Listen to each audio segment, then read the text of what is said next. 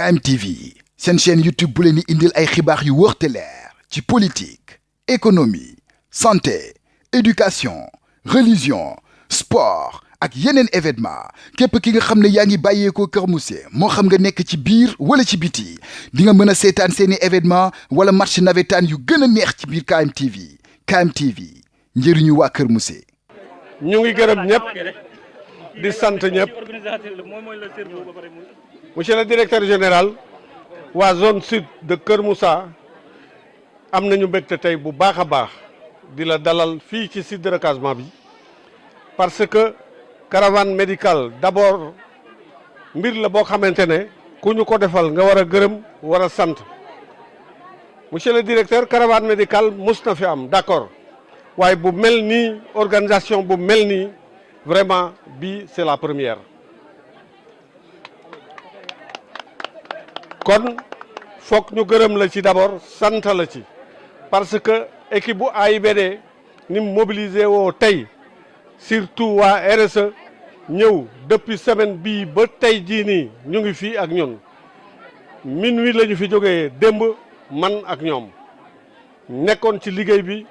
ak waa comité d'organisation bi nga xam ne ñoom Moussa Ciss mi ak ñoom Aliou Diouf ñoo ko jiite ak xale yi ci topp yëpp ñu ngi leen di gërëm bu baax a baax di leen sant mais waa zone bi yëpp ñu ngi leen di gërëm bu baax a baax ndax chef de village yi nekk ci gox bi yëpp teew nañu fii wala seeni ay nit teew nañu fii loolu vraiment musul am mbégte la ci ñun bien vrai que faju la kenn sax bëggul ñëw fii di fi gis jàngoro waaye kontaan nañu bu baax a baax a baax a baax monsieur le directeur wax dëgg yàlla suñu sañoon parce que lu baax moom mënul doy bu ñu sañoon caravane médicale di fi am périodiquement xawma dans 6 mois wala bu ko yéesee sax mu baax waaye ñu ngi lay ñaan parce que fii pour faju fii xam nga ne dafa nekk problème ndax poste de santé ba sori na fii hôpitalu Pout ba sori na fii donc bu caravane médicale amee fii bu xawee jegeñee tuuti rek au moins mu baax ci population bi wax dëgg yàlla xoolal ñii xale yi ñu war a xarafal lim bi ñëwoon fii tey dafa ëpp trop bu ñu nu mayoon ba nga xamante ne li des dinañu ko àggali ci diir bu gàtt kon ñu gën la gërëm gën la sant monsieur le directeur lim bi ma ciy teg mooy ne mag ñi fii dañoo sonn trop troisième âge yi docteur gis na leen ay nit lañu ñoo xamante ne seen loxo jotul gannaaw bu baax te wax dëgg yàlla avancé d'âge bi dab na leen ba fi mu nekk nii wax dëgg yàlla li ci nekk doy na waar li ma ci yokk mooy directeur gis nga école bi wax dëgg yàlla ouverture bi jot na am na salle de classe yu bëri yu amul fenêtre amul bunt plafond yaa ngi bëgg a daanu ci kaw xale yi loolu moom bëggoon nañu ñu jàppale ñu ci bu baax a baax comme ça ñu àggale aussi liggéey bi nga xamante ne préscolaire bi tàmbali woon nañ ko mu ngi nii taxaw kon nag ñun dañ lay sant di la gërëm xam nañ ne liggéey bi nga sumb nii yéene bi nga waxoon fii keroog bi nga ñëwee fii ñun gëm nañu ko parce que def nga fi defaat ci diir bu gàtt bi nga fi ñëwee ndax bi ñuy waajal tabaski gis nañu sa loxo bi ñuy waajal tamxarit gis nañu sa loxo te yow fekk sax toogagoo ñu laaj la ko nga def ko bii aussi toogagoo bu baax jekkas ni ko woo ñu laaj la ko ñu def ko ba mu raw ni ñu ko doon defee fii monsieur le directeur kontaan nañu bu baax a baax ñu ngi lay gërëm di la sant. di commencer nuyoo bi ci suñu directeur général Cheikh Mamadou Abiboulaye Dieye di teg nuyoo bi le chef de village de Fessoukhet ak mboolem population bi ñun nag tey suñu directeur général bi moo ñu instruiroon nañu ñu coordonnel ko benn campagne médicale boo xamante ni dafay am spécialité yëpp ñu mën a jël en charge de manière continue et de manière périodique la santé des populations ici, aussi bien sur le plan préventif que sur le plan curatif. Et donc c'est dans cette optique que ñu jëloon une trentaine voire 34 exactement médecins dont 6 généralistes, tout le reste des spécialistes. Et donc toutes les spécialités sont représentées ici. De la pédiatrie, en passant par l'urologie, la gynécologie, la dentisterie, la cardiologie, la gynécologie, j'en ai parlé, la pharmacie qui gère les médicaments. Voilà, vraiment toutes les spécialités ont été représentées et ce n'est qu'une première parce que je pense que de telles initiatives doivent être renouvelées. Et concernant le programme, comme je vous l'ai dit tout à l'heure, il y a une partie préventive et une partie curative. Étant dans le mois Octobre Rose de lutte contre une maladie, contre le cancer, donc nous avons prévu de faire, et ce qu'on est en train même de faire des vaccinations contre le HPV pour les enfants, pour les filles de 9 à 15 ans. Nous avons prévu 200 doses et nous allons continuer le travail avec le district, avec le médecin-chef de district de Pout, avec qui je suis en contact et nous travaillons ensemble sur la prévention. Concernant les dépistages du cancer du col, nous allons faire le maximum pour... nous avons le dispositif pour faire un maximum jusqu'à 300-400 dépistages si le besoin se présente. Et une fois dépistés, les cas qui se présentent suspects seront référés avec un comité de suivi que nous avons déjà mis en place. Donc de manière résumée, c'était ça que c'était ces mots que je voulais échanger avec vous. Merci beaucoup. mbokk yi maa ngi leen di nuyu yéen ñëpp ki seen tur ak ki seen sant di tàmbale nuyoo bi ci chef de village di jaar ci moom di nuyu kilifa yi nekk ci site bi yëpp ak dëkk yeeg village yi ko wër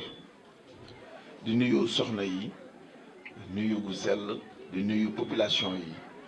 ñoom ñi nga xamee ni xam nañu li tax ñu def lii ba tax ci naaj be yi lépp ak li muy jafe li muy sore pour ñenn ñi mu jaral leen ñu ñëw teew ci lii nga xamee ni dafa am solo lool ndax dafa aju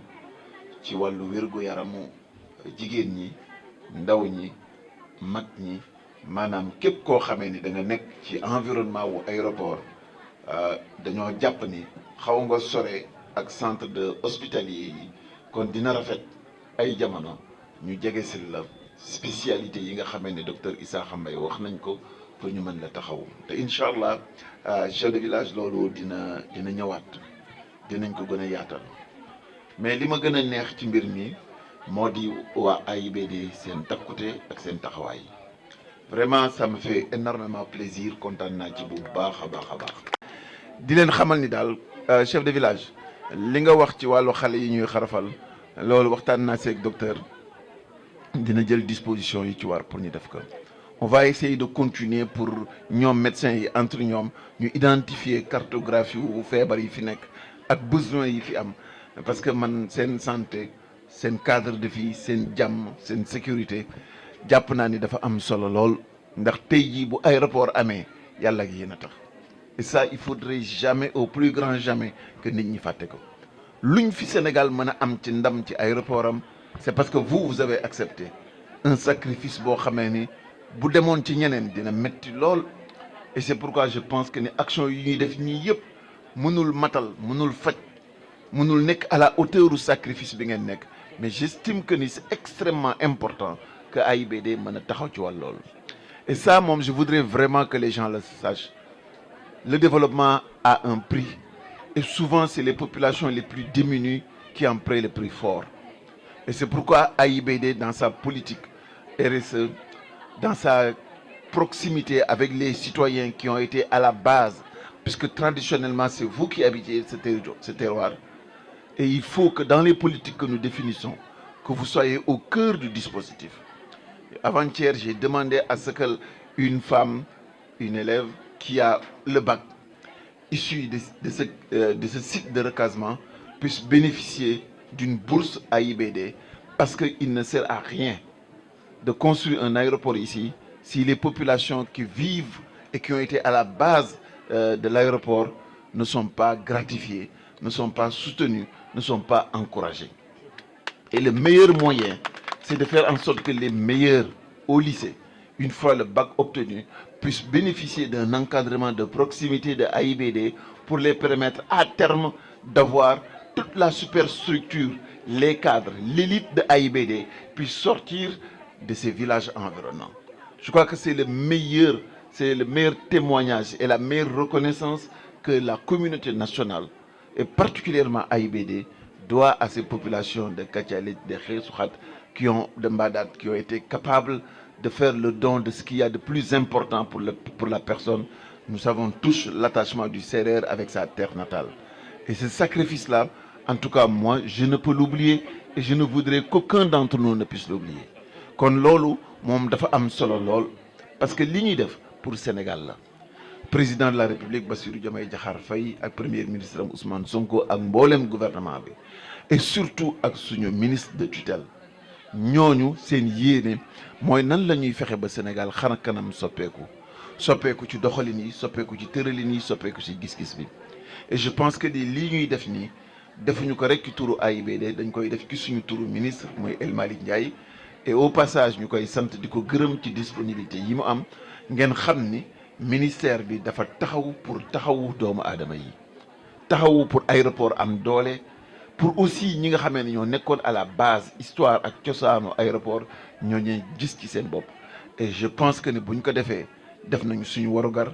taxawal nañu ministère taxawal nañu primature taxawal nañu mboolem gouvernement bi mais surtout nekk nañu ci dynamique gu jubal ak jubbanti bi nga xamee ni moom la le président de la République samp comme muy leitmotiv ak directive yi nga xamee ne moom la ñu war a téye chaque espace de responsabilité.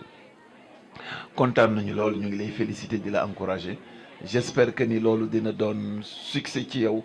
demain di nga mën a taxaw ci biir plateforme aéroportuaire bi am ci yërmande am ci taxawaay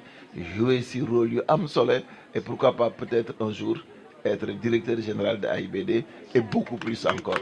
Donc ñu ngi lay ci féliciter bu baax a baax. Donc li ci am solo mooy ñu xam ni rek lii ñuy def nii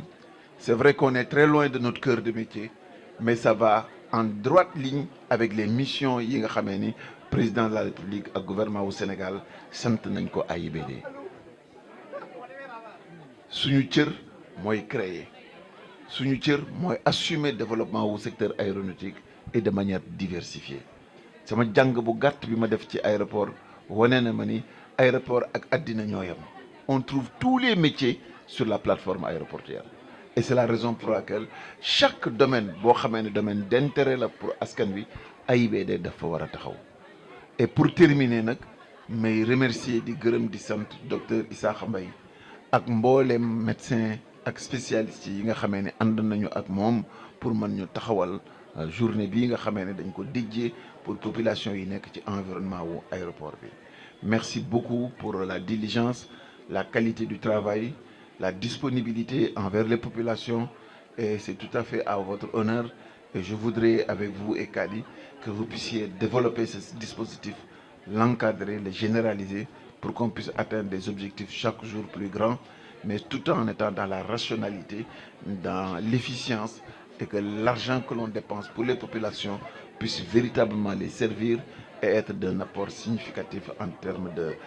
relevé ou d'amélioration des conditions de vie et des conditions de santé des populations. Ceci est un très grand jour pour moi et au nom de AIBD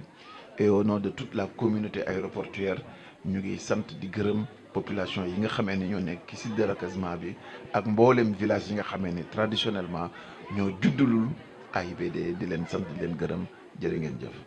KMTV seen chaîne YouTube bu leen di indil ay xibaar yu wóor te leer ci politique économie santé éducation religion sport ak yeneen événement képp ki nga xam ne yaa ngi bàyyeekoo Kër Mousse moo xam nga nekk ci biir wala ci biti di nga mën a seetaan seeni événement wala match navétane yu gën a neex ci biir KMTV njëriñu waa Kër Mousse.